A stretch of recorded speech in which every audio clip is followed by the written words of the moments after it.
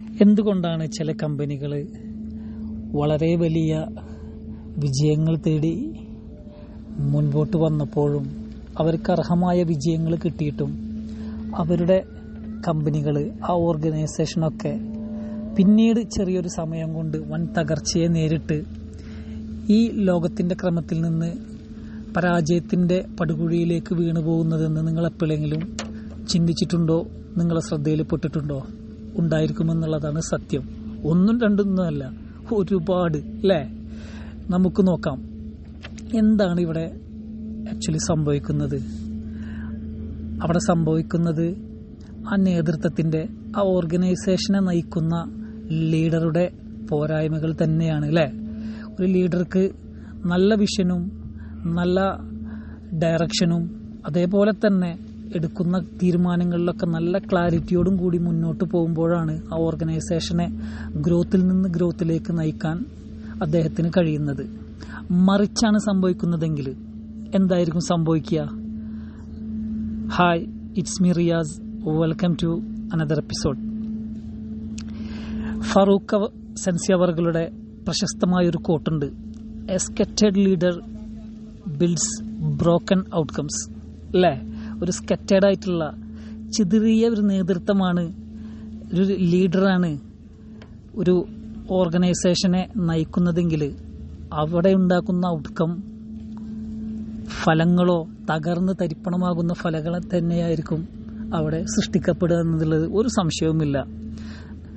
അവിടെ ആ ഒരു ഓർഗനൈസേഷനിൽ വർക്ക് ചെയ്യുന്ന എംപ്ലോയികൾക്ക് പ്രത്യേകിച്ചൊരു ഗ്രോത്തോ ഒരു പ്രത്യേകിച്ച് മാറ്റങ്ങളൊന്നും അവിടെ ഉണ്ടാകില്ല എന്നുള്ളതും സത്യമാണ്. നമുക്ക് ഈ കോട്ടിൻ്റെ അടിസ്ഥാനത്തിൽ നമുക്കൊരു റിയൽ സ്റ്റോറി നമുക്കൊന്ന് പരിശോധിക്കാം, അല്ലേ? VG സിദ്ധാർത്ഥ എന്ന ഒരു ബിസിനസ്മാൻ 1996 CCD, അതായത് കഫേ കോഫി ഡേ എന്ന ഒരു കോഫി ഷോപ്പിൻ്റെ ശൃംഖല തന്നെ അദ്ദേഹം ഇന്ത്യയിൽ ബിൽഡ് ചെയ്തെടുക്കുന്നുണ്ട്. ഒരു വേള ആഗോള ഭീമനായ സ്റ്റാർബക്സിനോട് പോലും ബിസിനസ്സിൽ മത്സരിക്കുന്ന അദ്ദേഹം ഒരു ശൃംഖല തന്നെയാണ് ഇന്ത്യയിൽ പടുത്തുയർത്തുന്നത്. വിവിധ സംസ്ഥാനങ്ങളിൽ അദ്ദേഹത്തിൻ്റെ ബിസിനസ് നാൾക്ക് നാൾ പച്ച പിടിച്ചുകൊണ്ടിരിക്കുന്നു. അദ്ദേഹം കൈവക്കുന്ന മേഖലകളിലെല്ലാം അദ്ദേഹം വൻ വിജയം നേടി അദ്ദേഹത്തിൻ്റെ ഓർഗനൈസേഷനെ ഒരു റോക്കറ്റ് കണക്കെ മുന്നോട്ട് കൊണ്ടുപോകുന്നു. കാര്യങ്ങൾ ഇങ്ങനെയൊക്കെ ആണെങ്കിൽ കൂടിയിട്ട് അദ്ദേഹം ആ ചുരുങ്ങിയൊരു സമയം കൊണ്ട് 1750-ലധികം ഔട്ട്ലെറ്റുകൾ അദ്ദേഹം ഓപ്പൺ ചെയ്യുകയും ബിസിനസ് റണ്ണ് ചെയ്ത് കൊണ്ടുപോവുകയും ചെയ്യുന്നുണ്ട്. നാം എല്ലാവരും കോഫിയെ ഇഷ്ടപ്പെടുന്നവരാണ്, അല്ലേ? ടീ, കോഫി എന്നൊക്കെ പറഞ്ഞു കഴിഞ്ഞാൽ എസ്പെഷ്യലി മലയാളിയുടെ ഒരു സ്വകാര്യ അഹങ്കാരം തന്നെയാണ്. ഞാനൊരു കോഫി ലവറാണ് കേട്ടോ. യൂത്തിൻ്റെ ഒരു മെയിൻ സ്ഥലമായിട്ട് പിന്നീട് ഈ CCD മാറുന്നുണ്ട്. കഫേ കോഫിയുടെ ഒരു ട്രെൻഡായിട്ട് അദ്ദേഹം ഇതിനെ വളർത്തിക്കൊണ്ടുവരികയും ചെയ്യുന്നുണ്ട്. പ്രിയരെ, കാര്യങ്ങൾ ഇങ്ങനെയൊക്കെ ആയിരുന്നെങ്കിൽ കൂടിയിട്ട് ഈ ഒരു അവസ്ഥയിൽ നിന്ന് അദ്ദേഹത്തിന് ഇത് കൈവിട്ടു പോകുന്നതാണ് പിന്നെ കണ്ടുകൊണ്ടിരിക്കുന്നത്. അദ്ദേഹം തൻ്റെ ബിസിനസ് എക്സ്പാൻഡ് ചെയ്യാൻ വേണ്ടിയിട്ട് ഇവിടെ മുതലാണ് അദ്ദേഹത്തിൻ്റെ പതനം തുടങ്ങുന്നത്. ഒരു ലീഡർക്ക് ഒരു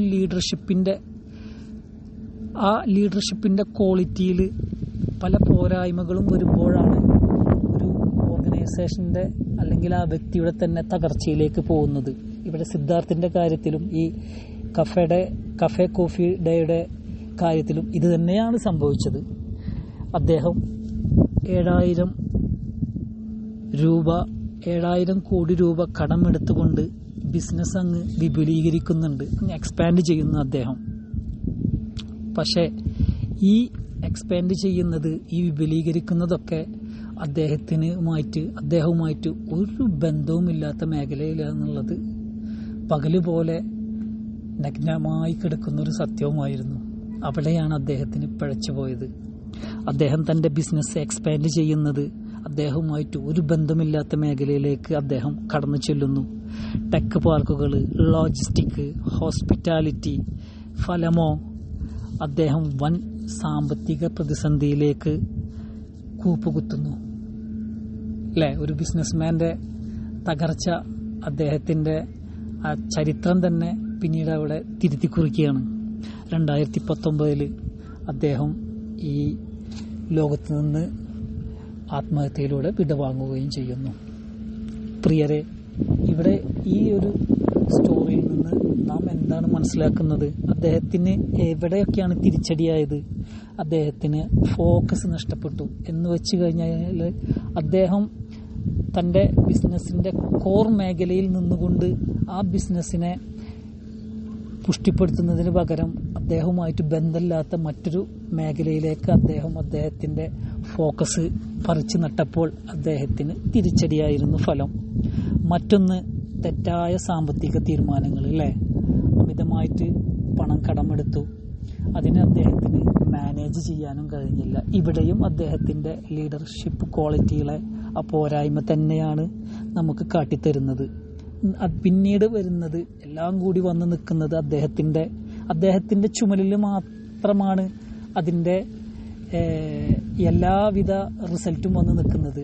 അദ്ദേഹമാണ് അതിനെ മുന്നോട്ട് കൊണ്ടുപോകുന്നത്. അദ്ദേഹം തന്നെയാണ് അതിൻ്റെ റിസ്ക്കും കൈകാര്യം ചെയ്യേണ്ടത്. അദ്ദേഹത്തിന് പറ്റിയ മറ്റൊരബദ്ധമായിരുന്നു തൻ്റെ നേതൃത്വത്തിൻ്റെ പ്രതിസന്ധി. പ്രിയരെ, CCDയുടെ കഥ ചിതറിയ നേതൃത്വം എങ്ങനെ ഒരു വലിയ ബിസിനസ്സിനെ തകർത്ത് തരിപ്പണമാക്കുന്നു എന്നുള്ളതിന് ഒന്നാന്തരം ഒരു ഉദാഹരണമാണ്. നിങ്ങളും ഈ കഥയെ നിങ്ങളെ ലൈഫുമായിട്ട് ഒന്ന് എന്താണ് ഇപ്പോഴത്തെ അവസ്ഥ എന്നുള്ളതൊക്കെ നിങ്ങളും ഒന്ന് പരിശോധിക്കുക. നമുക്ക് ഒരു ഉപമയിലൂടെ നമുക്ക് ഈ സ്റ്റോറി നമുക്ക് നിർത്താം. ഒരു കപ്പല് ഒരേ സമയം 2 ദിശയിലേക്ക് നീങ്ങിയാൽ അതൊടുവിൽ മുങ്ങും എന്നുള്ളത് സത്യവുമാണ്. Thank you.